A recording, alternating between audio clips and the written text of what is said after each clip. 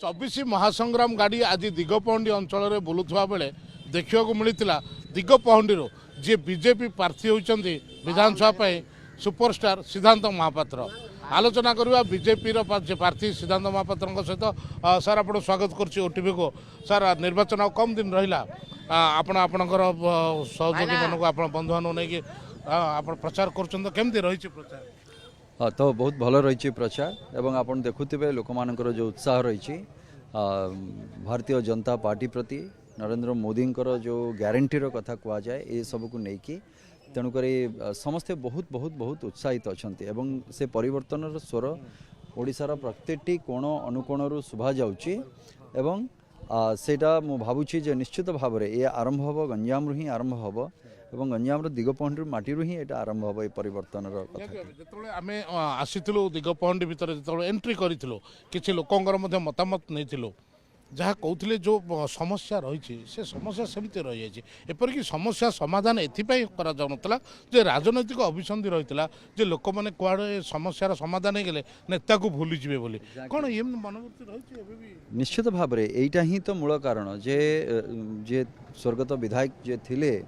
तांकर कहवा कथा होची जदि लोकंक समस्या जदि आमे पूरापूरी जदि निराकरण करदेबा ताले लोक माने आम पाखक आसबेनी किंतु आजिर जो राजनीति आजिर जो परिवर्तन ए ही होची जे आपण प्रथमे जो समस्या अच्छी मौलिक सुविधा जो समस्या गुड़िक रही मौलिक सुविधा को लेकिन समस्या रही ताकू आपण पूरण करंतु एवं आगामी भविष्य में तार भित्तिभूमि को सुदृढ़ करंतु एवं गोटे भावंतु जे मिनिमम जमती आज प्रधानमंत्री जमती कहते जे 1947 स्टार्ट होता आजिका दिन में 2047 को समाने नहीं करी चली जे आगामी 2047 रे भारत वर्ष केमिति रहिबो ये हूँ गोटे विजन नहीं जिनसा से दिगरे आमको काम करवा दरकार ठीक सेमिति दिगपहंडी पाई जो 35 वर्ष तांकर विधायक रहिबा ता छड़ा जो 25 वर्ष बीजेडी रो शासन रे रहिबा एवं मंत्री रहिबा बाचस्पति रहिबा प्रत्येक जिनसटी थिला चाहिए अनेक किसी आमर ए दिगपहंडी निर्वाचन मंडलीर भित्तिभूमि को कथा कहतु बा बहुत जिनसर निराकरण जलसेचन समस्या प्रत्येक लोकंर गोटे ही कथा जे घोड़ाहाड़ प्रोजेक्ट हो पारनी छेलीगढ़ प्रोजेक्ट हो पारनी आपणकर किसी रहिबो लोकंई तो मुझे चेष्टा करी चेष्टा होकर किसी बाट भी आगे जाइए सांसद थिला बेले तेणुक तार डिजाइन चेंज हवा है तार टनेल काम स्टार्ट हवा ये प्रत्येक जिनस हो जाता कि बर्तमान ये जो 5 वर्ष पुणी से जो जगह से जगह को पुणी आउ थे रही जाइए तेणुक जोटा है माने सेटा आपणकर जो भी तुरुबुड़ी से जो एरिया पूरा रही 4-5टा पंचायत तापाई पानी जलसेचन ये सब जिनस सुविधा दुई थर सांसद थे ब्रह्मपुर सांसद थे गोटे वर्ष गोटे जो 19-24 पर आप रहा पुणी बर्तमान विधानसभा प्रार्थी होती दिगपहंडीर तो लोकंर मूड केमती परखुंट केते सहयोग रोचे विपिन प्रधान कथाटा भाईना को पचारतु लोकंर मूड कथा हरि भाईना को से जो मैंने अच्छा आपन से पचारे आप जापर विपिन प्रधान बाबू जी रही दिगपहंडीर जड़े टाणुआ नेता सूर्य पात्रंकर अनुगत्य थे एकांत सहयोगी थे बर्तमान बीजेपी रे सामिल होती विपिन प्रधान सिद्धांत महापात्र सहित रैली रही सहयोग कर लोक केमती रही आज्ञा मानसिकता नहीं लोक तो चाहूँगी वर्तमान परिवर्तन कथा चाहूँगी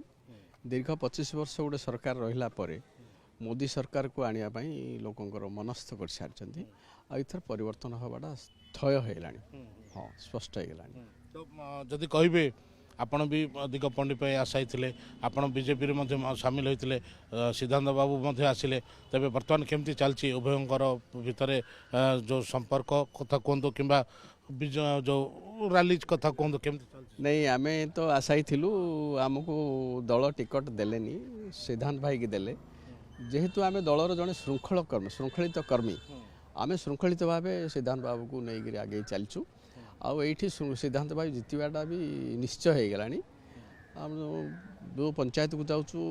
जनसमुद्र से जनसमर्थन पूरा मिलूँ आम ये जितवाटा निश्चय हो जाए आम लोकों सहित किसी प्रतिक्रिया नौलो जे जहाँ सूचना दौले जे सूर्य पात्र ये अंचल दीर्घ वर्ष धरी ये करुले पुओ जी आसिले पुओ बर्तमान प्रार्थी होती तेरे जदि कहवा बापा को आप देखते पुओ बर्तमान राजनीति कल बापा कहली परा मोर से राजनीति गुरु थे बापा और पुओ भितर बहुत आकाश पाताल तरफ फरक ବାପା ଆମକୁ କାନ୍ଧକୁ କାନ୍ଧ ମିଶେଇକିରି ଆମକୁ ଆମ ସହିତ ଚାଲୁଥିଲେ ସମସ୍ତ କଥା ଦିଗପହଣ୍ଡିର ଆମେ ବୁଝୁଥିଲୁ। ପୁଅ ଆସିଲା ପରେ ସେ କଥା ହେଲାନି, ଆମକୁ ଅଣଦେଖା କଲେ, ଆମକୁ ହରାଇବା ପାଇଁ ଚେଷ୍ଟା କଲେ। ଆପଣ ଗୋଟିଏ ଦଳ ରହିଛି ଗୋଟେ ଦଳ ରହିକରି ଆମ ଜିଲ୍ଲା ପରିଷଦରେ ହରାଇବା ପାଇଁ ମୋତେ ଚେଷ୍ଟା କଲେ। ଯେହେତୁ ଯେଉଁ ଆମର ସଂଗଠନ ଅଛି ହରାଇ ପାରିଲେନି, ଆମ ସମସ୍ତଙ୍କୁ ବଡ଼ ବଡ଼ ଯେଉଁ ନେତା ଛାମୁଆ ନେତା ସମସ୍ତଙ୍କୁ ହରାଇବା ପାଇଁ ଚେଷ୍ଟା କଲେ। ସମସ୍ତଙ୍କୁ ବହୁତ ହଇରାଣ କରିଛନ୍ତି, ହରକତ କରିଛନ୍ତି। ଅଞ୍ଚଳରେ ଶାନ୍ତି ବର୍ତ୍ତମାନ କେମିତି ରହିଛି ଲୋକଙ୍କର ବିପ୍ଳବଙ୍କ ପ୍ରତି? ଆପଣ ଗୋଟେ କଥା ଦେଖନ୍ତୁ ଯେ ଦୀର୍ଘ ବାପାଙ୍କ ପରେ ପୁଅକୁ ତ ସାଧାରଣତଃ ଲୋକ ଏକ୍ସେପ୍ଟ କରୁନାହାନ୍ତି। ଏବେ ମନସ୍ଥ କଲେଣି ସିଦ୍ଧାନ୍ତ ଭାଇକି ଦେବୁ ଆଉ ବିଜେପି ସରକାରକୁ ଆଣିବା ପାଇଁ ଆମେ ସ୍ପଷ୍ଟ ଭାବେ ଲୋକଙ୍କର ମତ ହୋଇଯାଇଛି। ଶୁଣୁଥିଲେ ଯେଭଳି ଭାବେ ଆଜି ଆମେ ଏକାଠି ପାଇପାରିଛୁ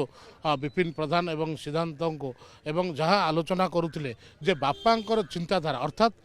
ସୂର୍ଯ୍ୟ ପାତ୍ରଙ୍କ ଚିନ୍ତାଧାରା ଯାହା ଥିଲା ସେ ଚିନ୍ତାଧାରା କିନ୍ତୁ ବିପ୍ଳବଙ୍କ ଠାରେ ଲୋକ ଦେଖିବାକୁ ପାଉନାହାନ୍ତି। ଅନ୍ୟପକ୍ଷରେ ସିଦ୍ଧାନ୍ତ ମହାପାତ୍ର ଯାହା ସୂଚନା ଦେଇଛନ୍ତି ଯେଉଁ ପ୍ରୋଜେକ୍ଟ ଗୁଡ଼ିକ ଦୀର୍ଘ ବର୍ଷ ଧରି କାମ ନ ହୋଇ ରହିଛି ସେ ପ୍ରୋଜେକ୍ଟକୁ ଆଗକୁ ନେବା ଏବଂ ଲୋକଙ୍କର ପରିବର୍ତ୍ତନର ଯେଉଁ ସ୍ୱର ଆସେ ସେ ନିଶ୍ଚୟ ପରିବର୍ତ୍ତନ ହେବ ଏବଂ ବିଜେପିକୁ ସେମାନେ ଭୋଟ ଦେଇ ଜୟଯୁକ୍ତ କରିବେ। ତେବେ ଆମେ ବି ଦେଖିବା ଯେ ଭୋଟର ଏଥିପ୍ରତି କେତେ ସଚେତନ ହେଉଛନ୍ତି ଏବଂ ଭୋଟର ଜନାର୍ଦ୍ଦନ କାହା ସପକ୍ଷରେ ଯାଉଛନ୍ତି। ଦିଗପହଣ୍ଡିରୁ କ୍ୟାମେରା ପର୍ସନ ଫିନୋଜଙ୍କ ସହ ଅଶୋକ ବ୍ରହ୍ମା, OTV।